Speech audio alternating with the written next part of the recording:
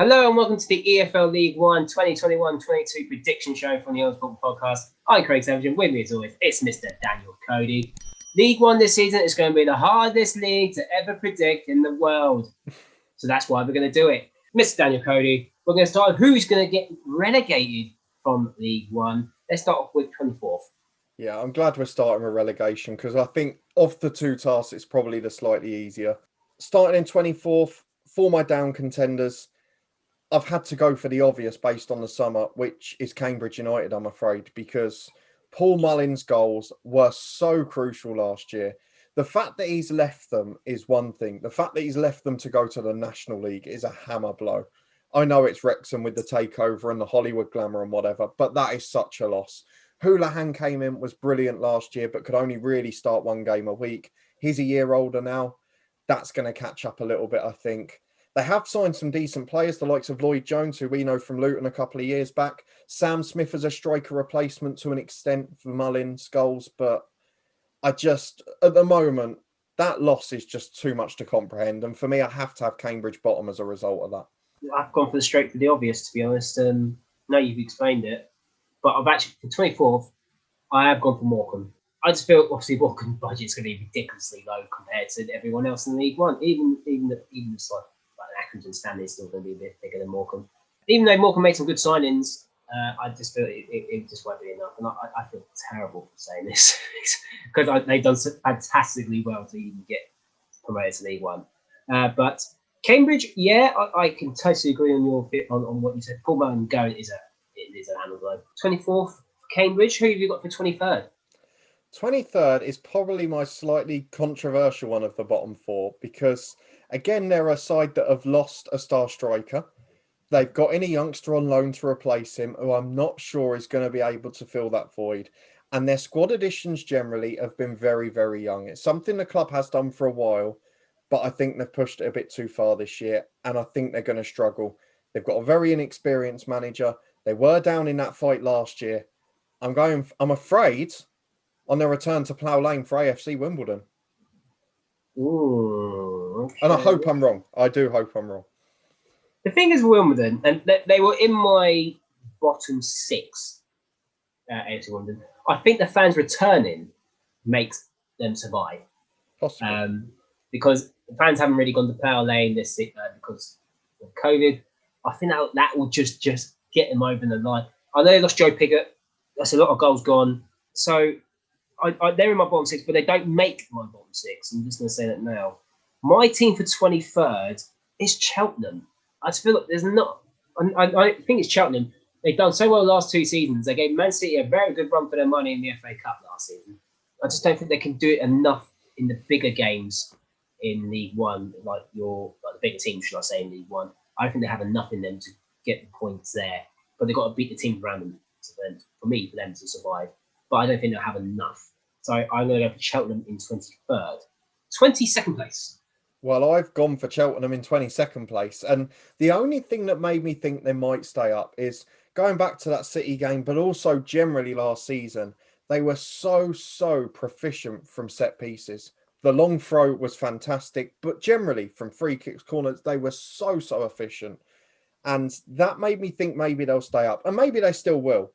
However, when you look at it's not a fault of Cheltenham. It's just that the league's so strong this year that I can't see anything other than potentially going for the obvious. And I know that one or two of those four sides will surprise us, but you can't not go for it if you're predicting the league. And I know that we're going to end up looking very stupid because there's so many teams in contention for both this season, but Cheltenham just won't quite have enough for me, although they will scare a few of the big teams on the odd day, I think. No, I totally agree. And I know we both tip them to go down. I just think I've seen Morecambe. I think Morecambe will surprise a couple of teams, but I don't think it'll be enough. 22nd, I've gone for Crewe. I did have Crewe down there last season as well, but I just don't see anything in Crewe. I really don't. I know they want to bring young blood in, and I just don't get how they can be consistent every year in that sort of way. And to be fair, it does work for them, but they don't push on. If you want them to push on. But I don't see it enough, in my opinion. And it's probably a bit harsh on Crewe, but it was just too hard to pick because it's too strong. It's a Championship B. That's how strong this League One is. So yeah, Crew is the unfortunate team. Even though I put in 22nd, still another team to go. So 21st. This is unfortunately for the first time in our EFL predictions for this season so far, where I have to start choosing between my dashes. So I've got four teams with dashes between them: Plymouth, Crewe, Morecambe, Accrington. So Crewe, same reasons you said, really solid year last year, but I can't quite see a repeat of it. The league's a lot stronger this year, and they haven't really improved a huge amount. Morecambe, obvious reasons, but I do think Stephen Robinson has really reinvested the Mendes Gomez money well so far. They've signed well, and I think I'm going heart over head a little bit there, but still, I've got them in my contention to survive. Plymouth, they had a pretty poor season last year and a dismal finish. They've had a fair amount of change of personnel. They've lost a lot of quality players. And although they've brought a few in, I don't think they've improved the squad. So I worry about them. And in Accrington, the thing that stops me picking them is they always find a way. They sign young players. You think, oh, this might be a League Two squad this year. And they always find a way to survive. I think it will be their toughest League One season. But of the four, I'm probably going to surprise you a bit. I think it's between Plymouth and Crewe. And because you've gone for Crewe, I'm edging Plymouth. And I really hope I'm wrong. Brilliant stadium, massive club at that part of the country. And I want to go to home park soon, so I'd like them to more go the other way. But I have to go for Plymouth, I'm afraid. Well, that'd be a waste of a new stand for Plymouth to have it in League Two. That's really, I didn't expect Plymouth. My 21st is Cambridge anyway. You had them finish one, but it is going to be Cambridge. But I did write Accrington as well, and Wimbledon in my top bottom six. I will never pick Plymouth. I think with our predictions for the bottom four, it's just because League One is so strong, and now we've got to predict the playoffs. So I think it's just so tough. And like, when we do a prediction, we think, yeah, I feel good about this prediction. I feel really bad for every prediction I've done so far. yeah, I don't feel good about this league. No, I do not. But let's move on. Let's get to the playoffs. In sixth place, who have you gone for? Well, this is my other one where I've got to choose between dashes. I mean, there's so many teams in contention. My up contenders consist of 14 teams. I was looking at some of the clubs that might be dark horses again. So I said Burton last year. And once Jimmy Floyd Hasselbank came in, they had that form for the second half of the season. And with home fans returning, maybe. Doncaster, a new manager, maybe a recovery. Lincoln obviously would have been up there, but the awful situation with Michael Appleton and a cancer diagnosis means that it's going to be a really big ask for that squad. Oxford are always in the mix. It's so hard to bank against them. And there's so many massive, massive clubs. But I've gone between three teams. Bolton, Wigan, and I know this is going to upset you, but MK Dons. They're my three contenders for sixth place. I've left Charlton out as well because although Nigel Adkins is great, they're in slow motion off the pitch again, as always. So I narrowed it down to three: Bolton, Wigan, MK Dons. To be fair to Russell Martin, I know you're not a massive MK Dons fan, as a lot of football fans aren't in this region, but still, what a squad he's building, seriously. Troy Parrott's just joined the attacking line. Max Waters on loan as well, another good addition. Scott Twine, linked with Luton in January, has gone there too. Mo Issa from Peterborough last season scored plenty of goals at that level. They're dark horses for me. Wigan, massive investment. My worry is the chairman going to be patient enough after expending so much on the wage bill and trying to fight at the opposite end? There's so many good experienced players that have come in, though, that you just have to back them to be up there. Charlie White's a goal scorer proven. The likes of Watmore, Naylor, Cousins, all great players at that level. And Bolton, again, such good signings, despite only just coming up. The likes of Bakayoko, the likes of Sheehan from Newport County, Aimson, Declan John, and Johnston from Feyenoord, a good young Scottish centre-half. I genuinely don't know which one of the three to go for. It's paining me. I'm ruling Wigan out because they're going to get frustrated and sack Richardson too early. Bolton or MK? Bolton.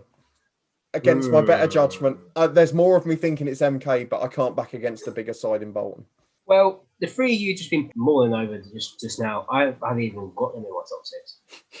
Jeremy, haven't.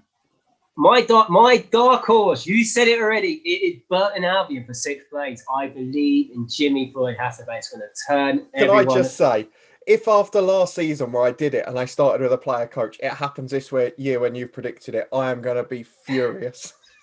I just think Jim, like you literally just said, the form with Jimmy Boyd has about when you return, they get the 5-0 defeat in this first game. It doesn't really matter. After that, unbelievable. It was pretty much playoff form. It was playoff pretty much top 2 form. So they've signed really well as well, to be fair. Exactly. So I really think they'll be up there this season. I really do. I think that they're my dark horse, and there's going to be some big teams. As now you said, Bolton might not be there. Wigan might not be in there. It's so tight. I think that so many clubs are going to be thrown out the window in this one. But Burton Albion are my 6th place team. Let's get to 5th. 5th place. I've gone for it because I'm a fan of the manager, and I thought they'd be right up there. The couple of players they have signed are good, but they're still 2 or 3 players short, and that is Sunderland, because they need a few more for me to be convinced. I think they'll be in the top 6 on the strength they've got. They still need a few more goals. They need a signing to replace the likes of Charlie White, where they've just lost a bit of firepower. Evans and Pritchard are good signings so far, but I'm not convinced they've got enough to be really chasing the top 2. So for me, Sunderland in 5th place based on the current transfer window.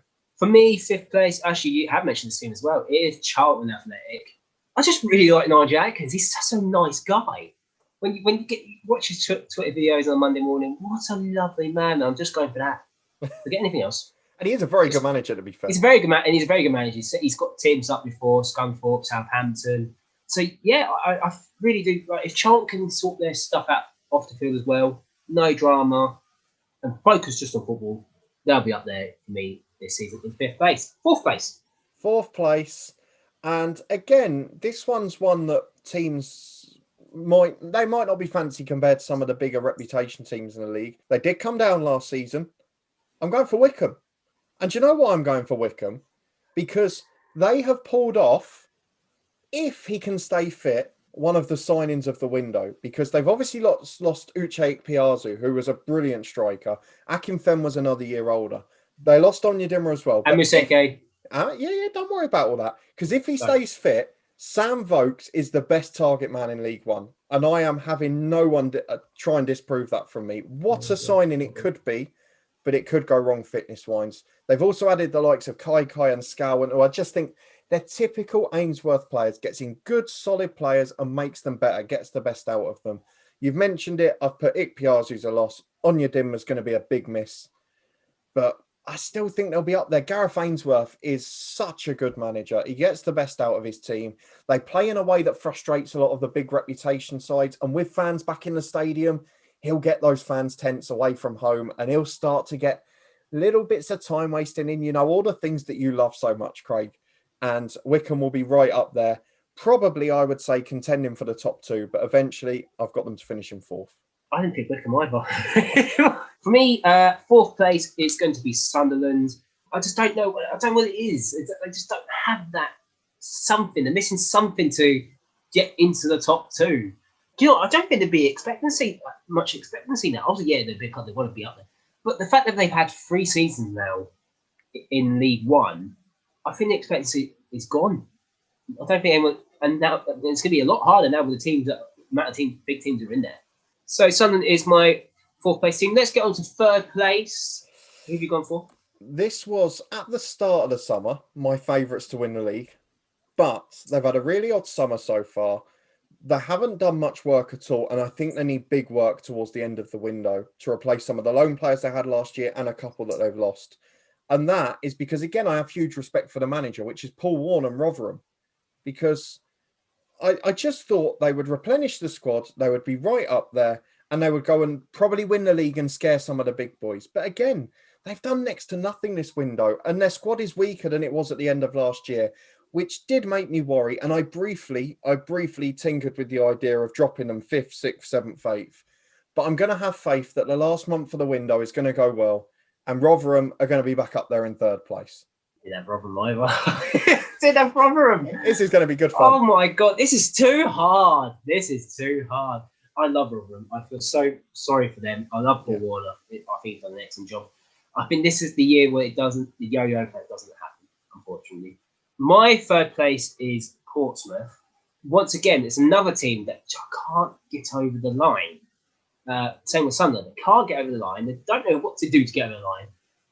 And I full faith in the Cowley brothers anyway. I think they'll have their own way.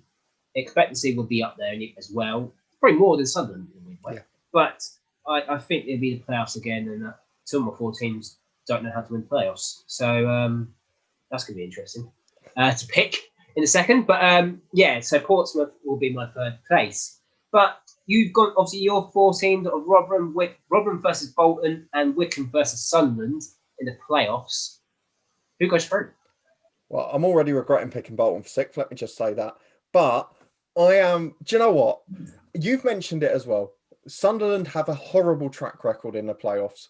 I'm a bit worried about Rotherham's squad, and I didn't know who to pick for sixth place. So on that basis and that basis alone, I've got to go for Wycombe because they're my only firm club of those four. So Wycombe Wanderers back up to the Championship. Wycombe to win it. The yo-yo effect is in place. Wycombe will win the playoffs. Some sort of yo-yo effect will be in place. My playoffs is Portsmouth versus Burton Albion and Sunderland versus Charlton.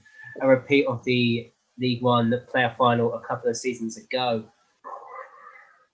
you know what? I think Burton Albion could beat Portsmouth. I really do.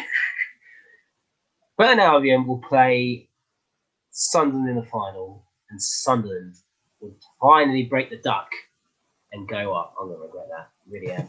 Sunderland to go up in League One.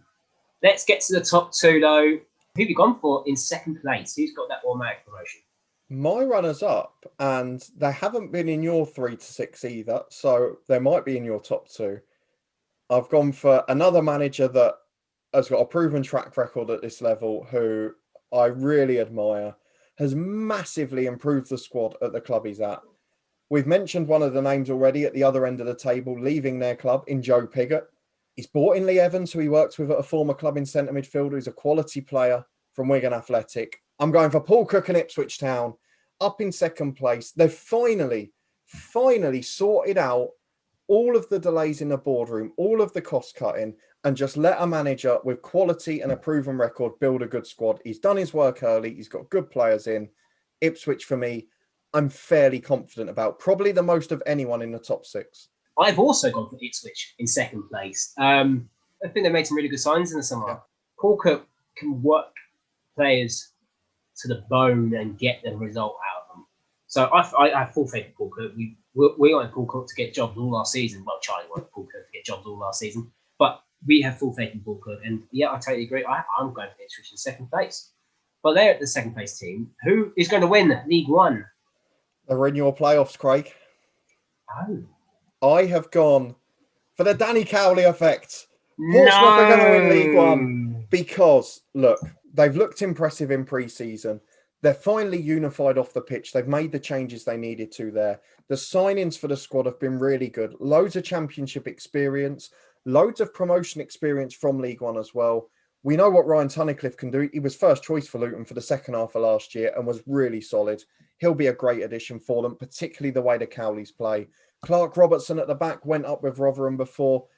He's going to be a good addition too. Freeman, the right back, Welsh international.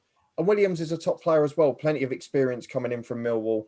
Loads of good level experience. You can tell it's already going to be a slightly more direct style of play. A lot more workmanlike.